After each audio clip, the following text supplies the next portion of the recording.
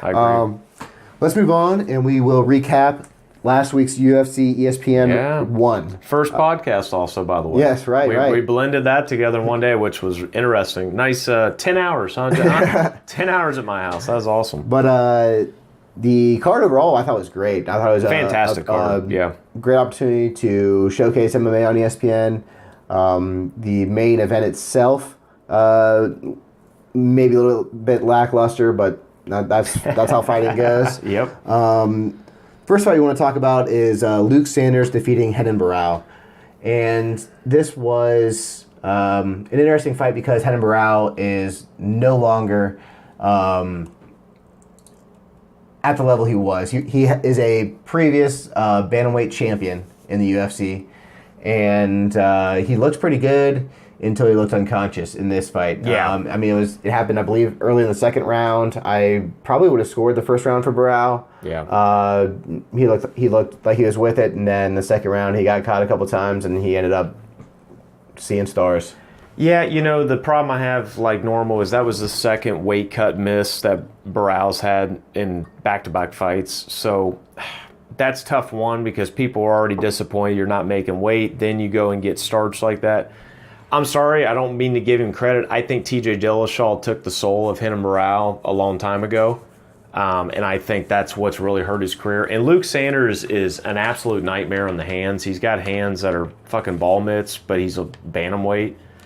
When that guy touches you, you're going to go out at that level. So I think Luque is exactly on the length and rope that I thought he was going to be. He's going to come in, make a statement quick, climb to the top. So I think it was a wonderful matchup fight, just didn't go in the hands of Barão.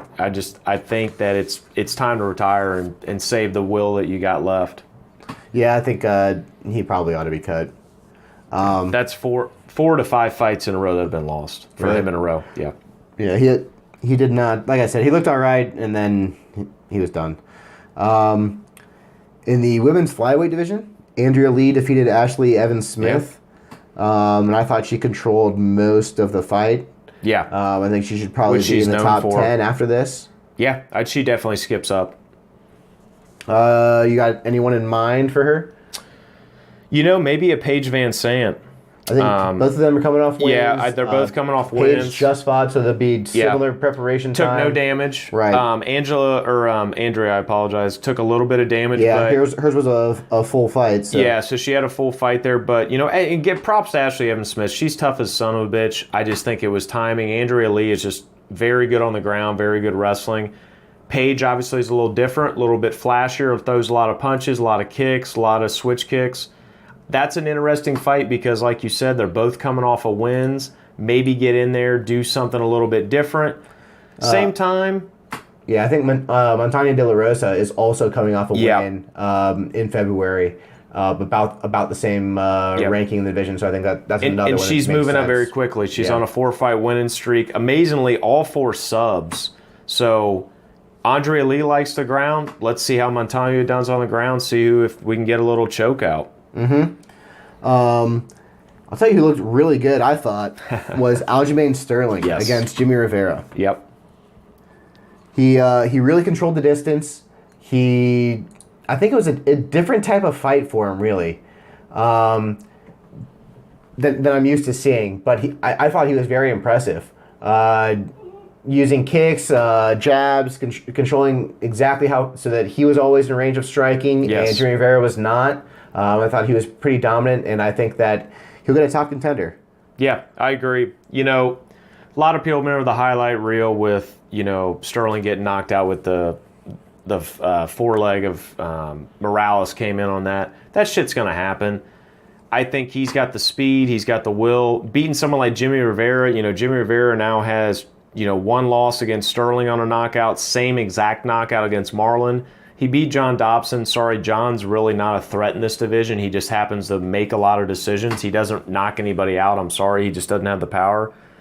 That's a huge win over Jimmy. That's going to catapult him up to, if I think Sterling wins one more, like you said, he goes to fight for a belt, maybe a fight after. If the cards fall well, especially with Dominic Cruz possibly being out. Jimmy just lost. Rafael just lost. Cody Garbrandt's getting ready to fight Perez. I think Sterling is definitely going to be a guy we could see fighting for the belt in 2019. 19. Yeah, I think there are probably two options for Aljamain's next fight. Marlon Moraes is going to fight for the belt next. 100%. I don't know when that's going to be. It may be after TJ fights. It could be after again. TJ because they want to see where the division lays, especially with Cody's fight. I think if... so Marlon will wait to fight until after the TJ Cejudo fight because he'll fight the winner of that. Yes. I think Aljamain's going to need another fight. So I think that the fights to make for him are either Dominic Cruz if he wants to come back, Which would be terrific. or the winner of the Cody fight. Which makes sense. He's earned it because, again, not to keep bringing it back, but this is a similar division to middleweight. A lot of hands are going to change. A lot of people are going to move up and down quickly. And also, a lot of people are going to see each other multiple times in several seasons. So I would love to see Cody beat Perez. If he doesn't, I'd love to see a new blood like Perez come and fight somebody like Sterling, make it an interesting... Pedro Munoz. Pedro Munoz. Yeah. I'm sorry. Okay. Yeah, not Perez. Pedro Munoz. That fight alone will jump either guy to be able to fight someone like Morales or fighting Sterling together. It'll go back and forth. Yeah, Those top 7 are going to trade a lot. I think the winner of that fighting and Aljamain Sterling makes the winner of that the next contender. Yeah. Following. And John Lineker, don't forget about John Lineker. He gets lined up with any of those top 5, he could be the next one, 3 or 2, real quick. Following that fight, we had Andre Feely looking pretty good. My buddy, touchy-feely, man. Defeating Miles Jury. What do you think about that fight? You know, I watched that fight over again, and on paper and watching the fight, it almost looks like Jury won because he threw a lot of nasty, reversals, shortcuts, big punches on Feely that didn't look like they stung him a lot, but they were good, clean punches. Feely just ended up outboxing him and outmoving him at some point. He had a couple takedowns, he had a couple good strikes, a lot of leg kicks inside. A lot of leg kicks, they don't get the points always you want, but Feely threw, I think, like 27, like a lot of inside leg kicks. They were both throwing jabs, leg kicks. And yeah, it was constant volume. Yeah, they both were throwing the exact same combinations, the exact same looks. They had very similar builds, very similar reaches. It was a good matchup. It was a fun overall. fight to watch. Yeah, it really and I'm was. happy for Feely. I think Feely will end up fighting a top 10 guy here soon in the lightweight and featherweight. I don't think it'll be his next fight. I don't know that he gets a ranked guy next, but I think if he with another win, he's back. Yes. He's right back in the mix. But I think the problem is Feely's also been talking about possibly moving up to lightweight. Oh yeah. So we could see what happens there. But he's pretty lean. Could be a problem. So my favorite fight of the night was Vicente Luque and Brian Barbarina. And they were just nailing each other. I cannot believe Brian Barbarina lasted until the very end of the third round. And I don't think Vicente Luque could either. No, I think he was amazed. You could see in his eyes, what is it going to take to put this guy out? He's throwing the kitchen sink at the guy, Yeah. I think that Luque should be ranked after this. He's on a great winning streak. He's finishing guys. The welterweight division is pretty tough. But I think that he needs to be up there with the ranked fighters at this point. Yep. This fight was great. I'd love to see both of these guys fight again as soon as they are healthy. I think that they could be on a main card again, especially since with their visibility on ESPN. Yep. People know who they are now. I guess maybe high expectations for their next fights. But I think that both these guys are going to do well because of this fight. And, there's a lot of flashy guys in that division, too, and that's good for that division because there's a lot of knockout power. There's a lot of flashiness, like an Alex Oliveira. Fight one of those guys, but, yeah, hats off to both those guys. Entertaining, probably the best fight for me of the night, honestly, as far as just trading. Yeah, the welterweight division is so deep. I think any strong welterweight against both of these guys is going to be an entertaining fight. Yeah. So, the fight after that was Crone Gracie. Yeah. And UFC debut. Yeah, he was the first Gracie to win in about almost 25 years. Yeah, isn't that over wild? 24 years. It was also, I believe, the 5,000th fight in UFC history. Wow. So for Gracie to win the 5,000th one is interesting, but I thought he looked really good. Yeah, very clean. First round submission. He did not look bad in stand-up, and as soon as he got a hold of him, so he let him tap. And Cixeras is not a killer, but he's also no slouch in that division. Like, it could have been completely the opposite. Cixeras could have, he's got great ground and pound. He could have done the same. I think Crone is just at a different level because of the legacy of the Gracies and the jiu-jitsu and his family. Well, his jiu-jitsu is clearly fantastic. It's just what it's another world. MMA that's going to be different than the rest of them. Can you trade when you need the trade? There hasn't been any successful Gracies in MMA recently. No. So we'll see. I'd love to see him get matched up with someone who's ranked to see what he's really. Can you imagine him worth. Against Brian Ortega down the road? No, I wouldn't want to see jiu-jitsu that. specialists with the pans. Yeah. But Ortega's got a fuck ton behind that arm. Yeah, I don't even think I'd want to see him go up against jiu-jitsu specialists. I'd rather see him go up against someone who's not into jiu-jitsu to see him. No, train. I just meant like for a championship one day. Oh yeah, maybe. No, in the featherweight, you know who you need to get out there? Get out somebody like a fucking Jeremy Stevens that just came off. He's gonna fight Zabit. Let's say he loses Zabit. Put Cron in there with someone like crazy like Jeremy Stevens that just throws absolute hay piles at your face. I think that's a big step up in competition for Gracie. It is, but by then Gracie might have already got a good fight in. Darren Elkins is like on the very end of the division. He's coming off back-to-back losses. The very end of the ranked part of the division. And he was climbing. I think Darren that would be a Elkins. good opportunity to see how good Crone is. That's a good and point. Also a good opportunity I like for that. Darren Elkins to bounce back. I like that. That fight was followed by Cynthia Calvillo, who defeated Courtney Casey by decision in the women's strawweight division. What did you think of that fight? Because I actually was a little bit surprised when they announced Calvillo as the win. I thought that Courtney Casey looked stronger in the ring. Casey definitely looks sharper. I think the bulldog, just bull rush that Calvillo has a lot of times makes it look like she dominated the fight more. Dude, that girl is just absolutely a man in a woman's body. She loves the fight. She'll tell you she likes hurting people. She likes getting in there. I think the look of that fight from the Cynthia style compared to Courtney, Cynthia looked way more aggressive than Casey, but Casey was playing a technical fight.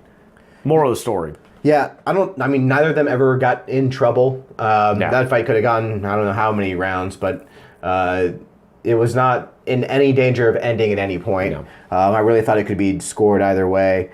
Either way, I think Cynthia Calvillo is going to be looking, I think she called out Tatiana Suarez. Yeah, which is a great call. It's just if Dana will make that fight. But Dana said he'd be happy to make that fight if it was the right date.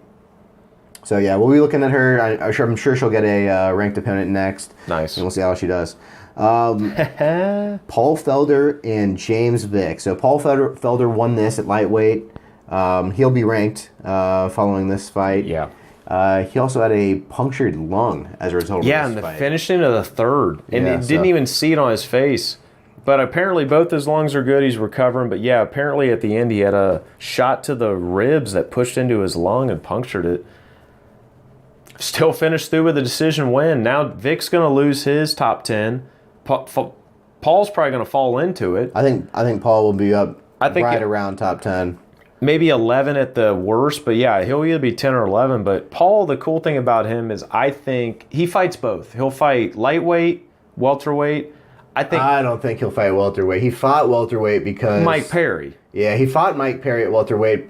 He came in on late notice because he was already on the card. Oh, no. And I'm not saying he should ever. I think it's great to see a guy that has fought in 3 different divisions, and whether he lost or won, he decided, I'm going to go into a bigger guy division. Oh, yeah. He's not going to say no to a fight. I'm going to fight everybody, and you give me the time and opportunity and money prospect.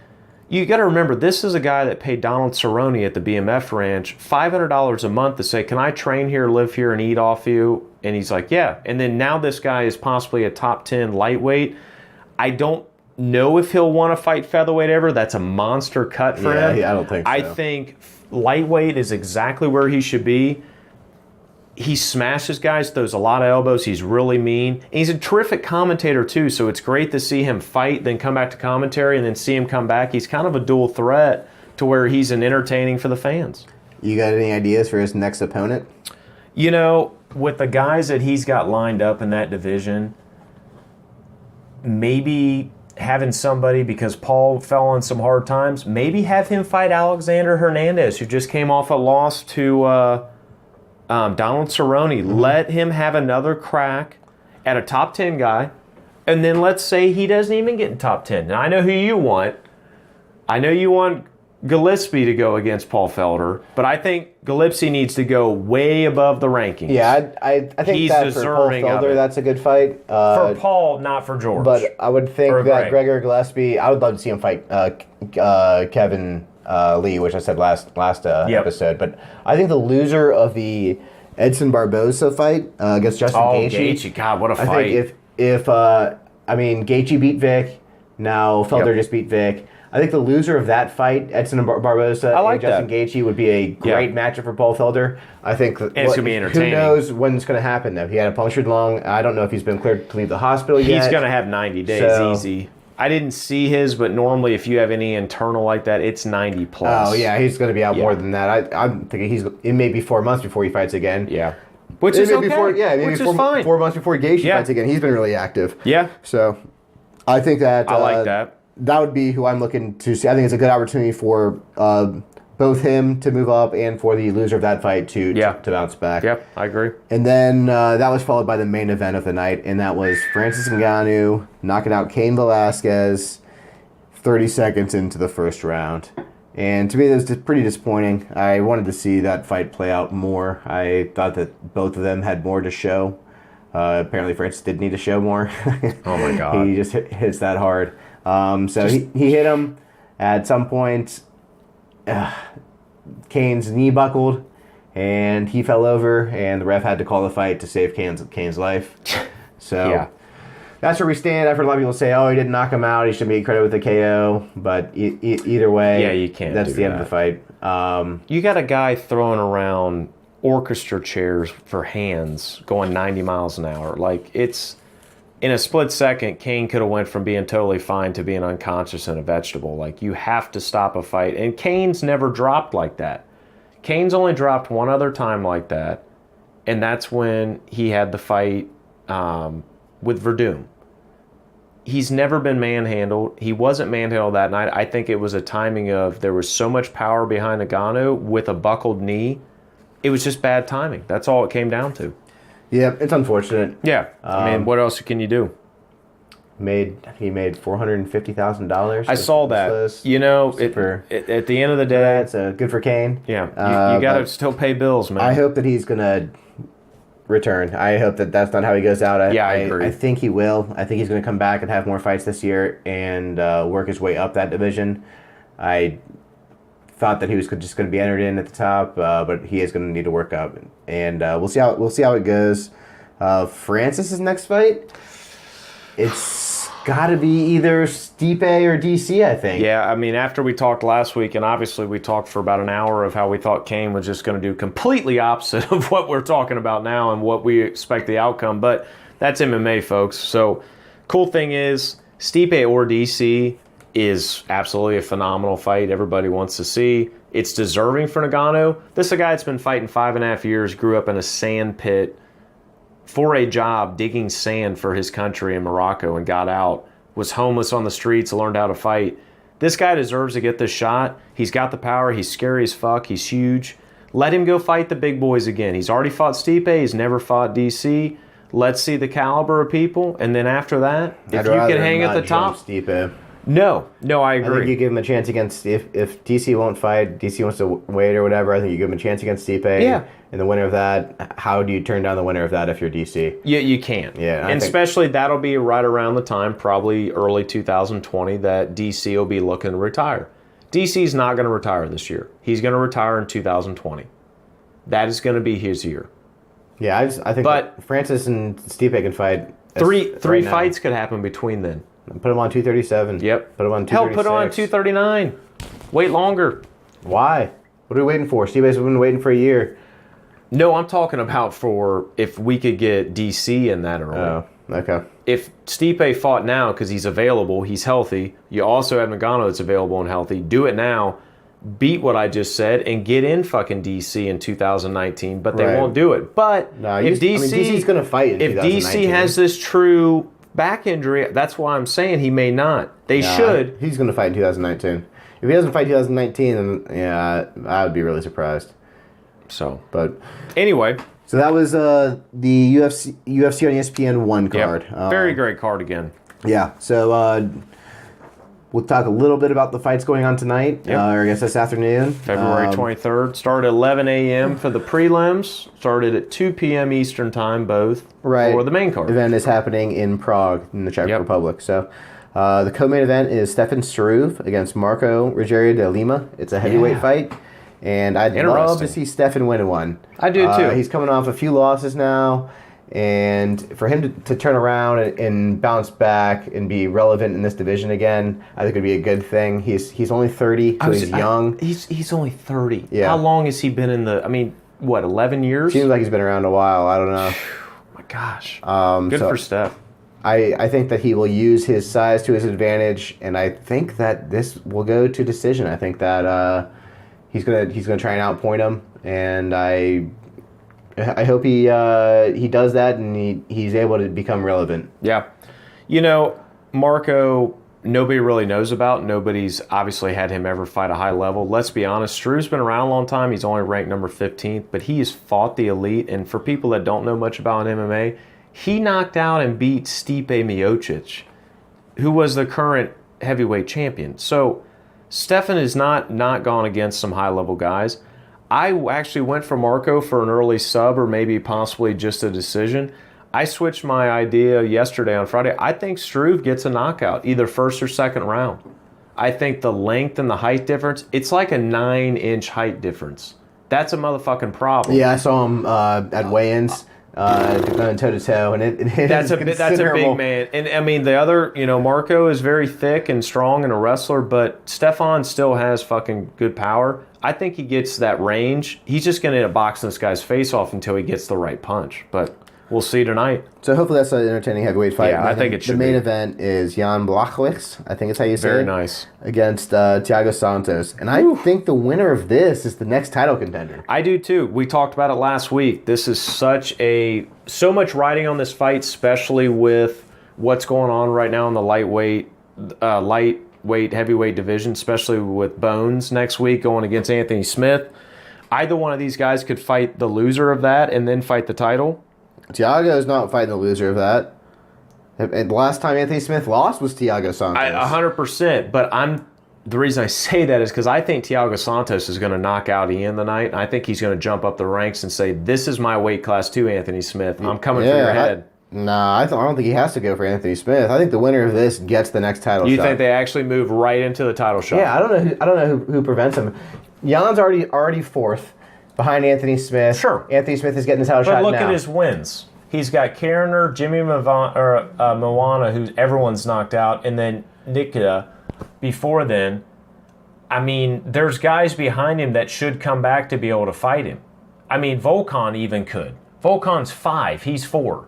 How's that a big a difference as far as look at their records? Volkan's fought the same type of fighters that Ian has. Don't let him go right into fucking fighting there.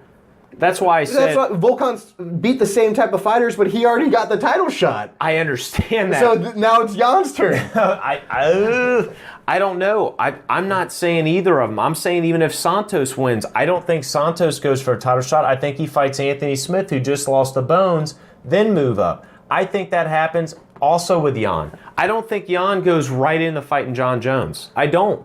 I don't do not think his background of his last 5 fights, which he lost to Durkin Cummings, who's been knocked out by half the division.